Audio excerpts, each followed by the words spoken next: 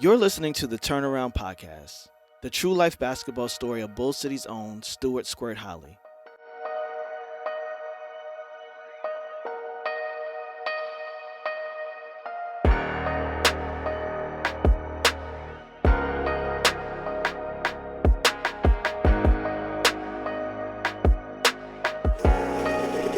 Yo, man, this beat crazy.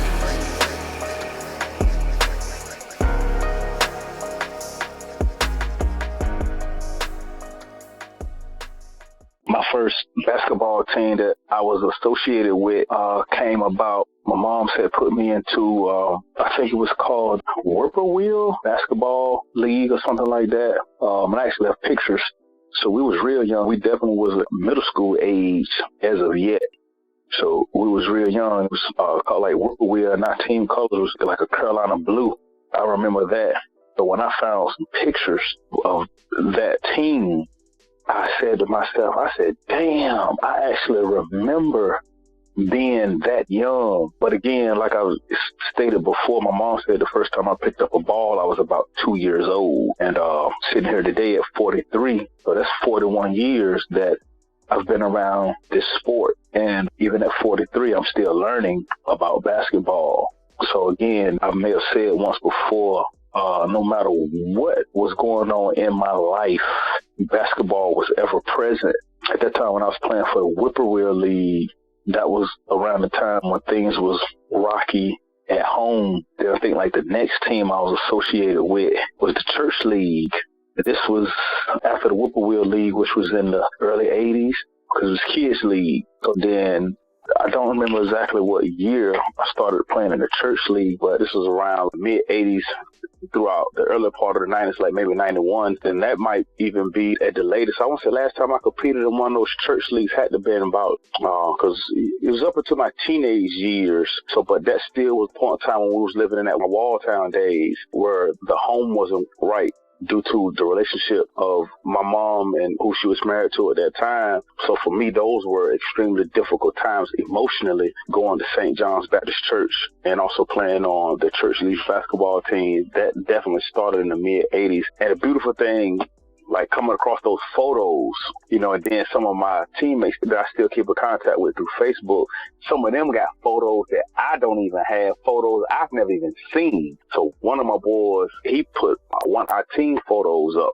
as a throwback and tagged me in it. And I looked at the photo and tears came to my eyes. And I was just like, wow, because I actually remembered my teammates, Coach Sellers, and I remember us church league boys. Like, we were a good group of little boys and didn't do a lot of losing either.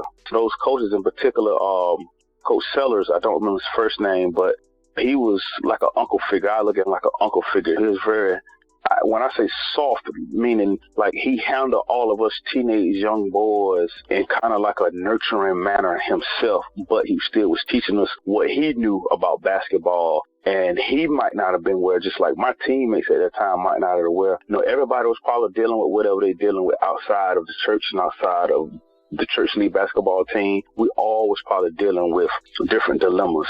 Who's to say whose was more severe? I can't sit and say my situation is more severe, because I don't know their situation. Is like they didn't know my situation at that time. My teammate or the coach, he was influential, if I'm pronouncing that word correctly. But because I got such a southern drawl on my tongue, so sometimes I could pronounce some words. It sounds something different. But he definitely was an influential person in my life, Coach Sellers, just because he actually cared about us all. And like I said, my church league team, we were a good basketball team. We was young. And at that time in my life, I wasn't involved in any criminal behavior because I was a little younger when it first started, maybe 10-ish. So about 4 years on the church league put me about 14 going on 15. So yeah, that's about right. Nothing major really stick out outside of that. Also helped to groom me as a basketball player, because I wasn't quite old enough to play on school teams. I had gotten cut from the middle school teams. I found that refuge competing like at the church leagues. Even though I wanted to be on the middle school team, the church league filled that void. Because, like I said, coming home at that time of my life was coming home to a harsh environment, a stress environment. I'm just thankful for that church league, because of that. So going into the future, that also was an element that helped to shape Stewart Squirt Holley, the basketball player and the person. Even though it didn't save me totally from what was to come, which was eventually on the negative side, the prison aspect, the jail aspect, the youth home aspects, all of those elements helped to make me who I became as far as from playing from an international standpoint, because those were stages in life where basketball was still just ever present, and it's levels to it, and that was a part of the level. So that's what you get dealing with the things I was dealing with in middle school. I didn't make the middle school basketball teams, but I played with the other kids, the neighborhoods, in the streets. At that time, we was still living in the Walltown community. So nothing really stood out about me, probably, that I would say at that age when I played basketball. I would love to get the opinion of those coaches back then. Like I said, I have pictures. That's how pretty much I can recall the earliest moments that I actually was a team member before I started competing in the high schools. And I think I may have said once before, the only reason why I did not compete on the varsity level was because I was getting into trouble with the law. And the varsity head coach sat me down, showed me a Durham Morning Herald newspaper, and I was on the front page of the crime log. He told me, I can't have you representing our school doing these type of things. That was the only reason why I did not play varsity. The only reason. Our varsity coach was named Parrish. And at the time when he explained that to me, not being able to play varsity, that was a level of embarrassment because my peers was playing varsity. And let's face it, when you're in high school and you're playing a varsity sport, you in there. And I wasn't in there because I wasn't a member of the varsity team. So what he actually told me was, we're going to send you down to the JV level. And if you can stay yourself out of some trouble, I think about pulling you up to the varsity level. And I agreed. For the most part, during the basketball season, I stayed out of trouble. And me, a few other guys, we got pulled up to the varsity level at the end of the JV season, and it came tournament time, in which I never saw the floor. So I never got any minute, any seconds as a varsity player. Just practiced with the varsity players and sat on the bench and watched, my age mates go out and compete. In retrospect, all of that, I would say, helped shape and mold the basketball player in me. Because at that time, I was living a double life. Like I said, I was involved in things outside of the high school that my age mates had no idea about, absolutely at all. Coaching staff, teachers, none of that. They had no idea. But once they probably learned, some of them probably wasn't shocked at all. Then some of them probably were shocked. Just because I always made good grades, it's just that I stayed in trouble. Even in school, certain teachers would say I was disruptive in the classroom. So, but like I said, basketball was always present. My junior year was some serious situations going on with the law, and he sat me down as a junior. My actual senior year, I was like full-blown trouble with the law and didn't play at all. It was just too much for the varsity coach. He just didn't feel I was going to represent the school well because I had a past. And it continued. Fast forward to 94, 95, my senior year, I didn't compete because I was like fully engulfed into doing whatever I had to do to put a little piece of money in my pocket and just to fit in with my age mates. I was fully engaged with that, with the guys that I was running with in Horton Road apartment complex at that time. And like I said, played basketball probably daily, Whippoorwill Park at that time in life, but my mind didn't project that far, even with basketball, because of that. And I think I probably said this before, but actually when I was in high school, my mindset was sort of similar to O-Dog from the movie Menace to Society. I was young, I was black, and I didn't give a fuck. So I was America's worst nightmare. You know what I'm saying? And the intelligence that I had, basically, it wasn't being used, It wasn't being used. And had I used my intelligence, had I inserted myself, but like I said, all of that wasn't my fault because at that time in life, I'm young and I'm misguided. And that was a gamble he wasn't going to take. Whether he was right for that or whether he was wrong for that, I guess I got mixed feelings because maybe if he would have given me that opportunity, that would have helped to keep me out of some trouble versus I had idle time because I wasn't a part of the team. And I did feel a level of embarrassment, and I loved the sport. And I had this gift. Basketball was a gift, you know what I'm saying, because you're able. God gave me those abilities.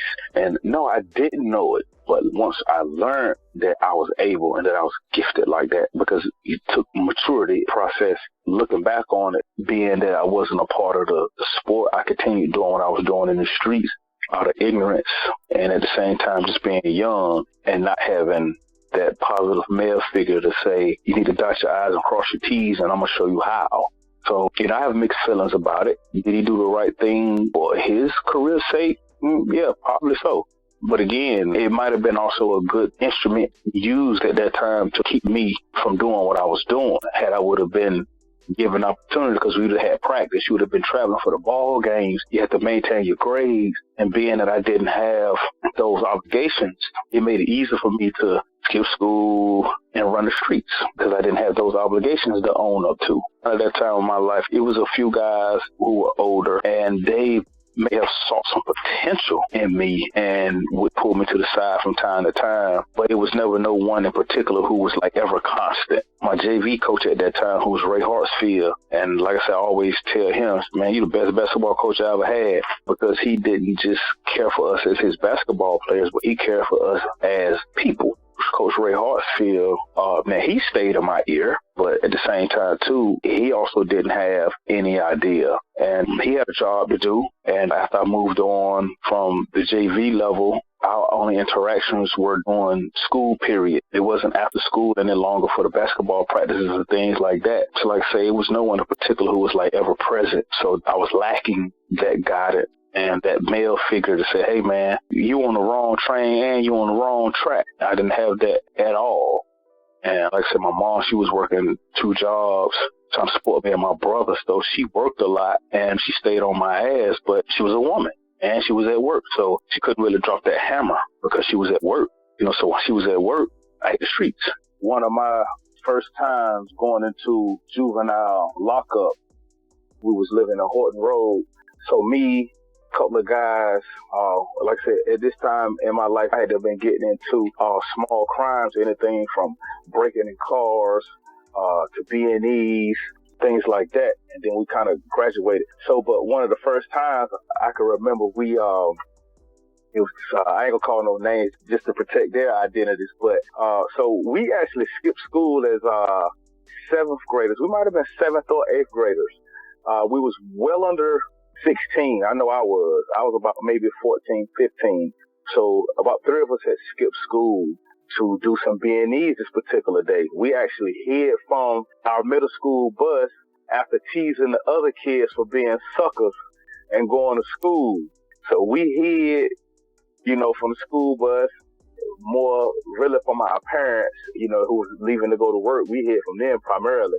School bus came, we just, kind of like nonchalant, like whatever. So anyway, we decided to go off and carry out our mission, which was what we called at that time ganking. So we was going to go do a gank move.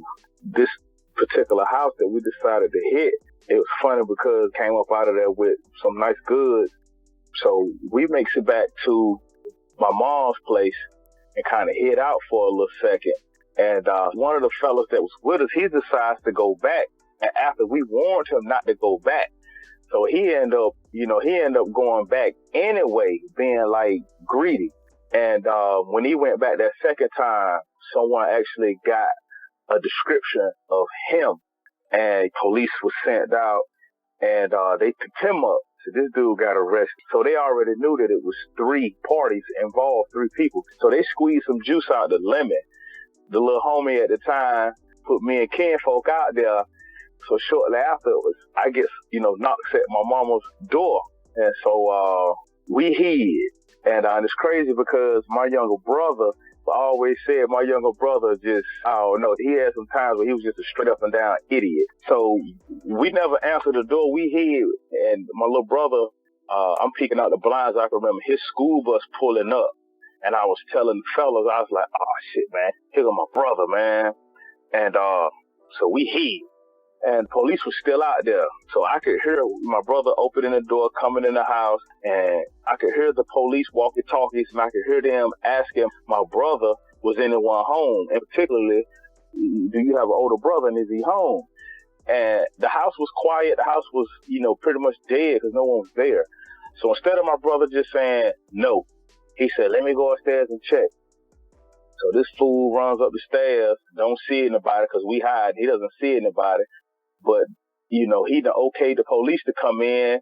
And instead of my brother just going on about his business, he opens the closet door. For what reason, I have no idea. So me and one of the homies, we hiding up underneath the bunk beds, and another one was hiding in the closet, the one they actually got a description of. So he hid in the closet. My brother opens the closet door. In retrospect, it's so funny. So he opens the closet door, and my homie, he hid in the closet, sitting on top of clothes, toys, and in there just breaking all kind of shit. So my brother said, well, here's one of my brother's friends upstairs. So the police come on upstairs and put my boy in handcuffs and start questioning him. Well, did you break in this house also? Where's your friends at? And I don't know what made this cop decide to get on his hands and knees, but he gets on his hands and knees, spots me and the other homie hiding up underneath the bunk bed. So they pull us from underneath the bed and handcuffs on us, take us to juvenile. And that was one of the first times I can remember going to the Broad Street Youth Home. It's for juvenile offenders who are not 16. So that's how I know I was well under 16. So those were one of my earliest times going to Broad Street Youth Homes that I can remember off the top of my head. Told my brother I was going to whoop his ass once I got out. But I don't remember how many months I stayed, but it's certainly until we went to court. So that was just trying to make a long story short of that scenario with the first time. And a moment that I remember being in there in Broad Street Youth Home, they would lock you in different cells. Of course, everywhere we went, the doors was locked. So this one dude, one particular day, we were sitting down playing some board games. And so I guess another youth offender was going to try to get his reputation off. And so he blindsides me and just hits me. I'd never seen it coming, never felt the energy or none of that. He just cleaned my clock with a sucker punch. And just remember after that, I pretty much took the driver's seat and made quick work out of him. And, I ain't going to call no names, but he know who he is. But I had no problems for my duration of that stay.